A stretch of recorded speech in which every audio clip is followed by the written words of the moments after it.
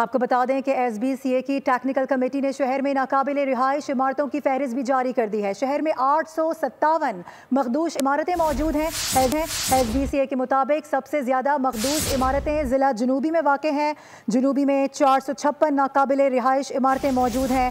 सातों अजला में मखदूश इमारतों के हवाले से ज़िला किमाड़ी तीसरे नंबर पर है। गरबी में 4, वस्ती में 66, ज़िला कोरंगी 14, ज़िला शर्की में मखदूश इमारतों की तादाद 13 बताई गई है। अपने नाजरीन को बता रहे हैं कि SBCA की जानिब से टेक्निकल कमेटी ने शहर में नाकाबिले रिहाइश इमारतों की फहरिस्त जारी कर दी है।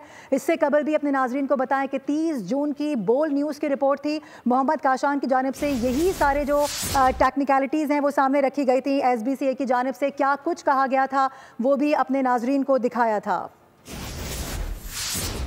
लियारी में इमारत गिरने का ये मामला है। सिंध बिल्डिंग कंट्रोल अथॉरिटी का दावा है कि इस इमारत को मखदूश करार दिया था। इमारत खाली करने के लिए 2 साल कबल नोटिस दिए गए थे। ये प्लॉट नंबर LY 1429 है। मखदूश करार दी गई इमारत 3 मंजिला थी। SBCA का कहना है कि मखदूश करार दी गई इमारत को 2 साल के दौरान 3 नोटिस जारी किए गए थे।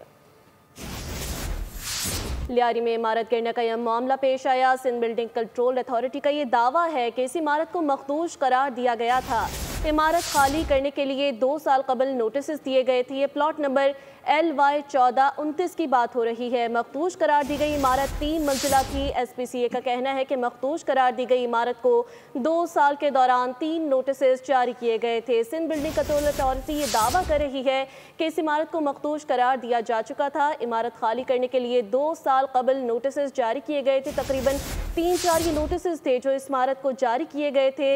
ये प्लॉट नंबर LY 1429 है। मखदूश करार दी गई इमारत 3 मंजिला थी। SBCA ये भी कह रही है कि मखदूश करार दी गई इमारत को 2 साल के दौरान 3 नोटिस जारी किए गए थे। सिंध बिल्डिंग कंट्रोल अथॉरिटी की जानिब से ये दावा किया जा रहा है कि इस इमारत को मखदूश करार दिया जा चुका था।